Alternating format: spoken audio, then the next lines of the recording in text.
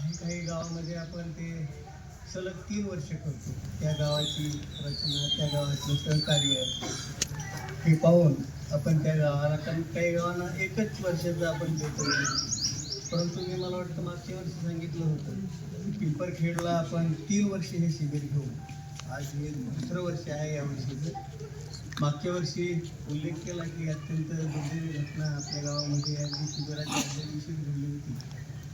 त्यामुळं तो थोडंसं दुःखाचं सावट त्या वर्षी होतं. परंतु यावर्षी हे शिबिर आपण घेऊ. तर हे असं शिबिर, या शिबिराचे उद्घाटक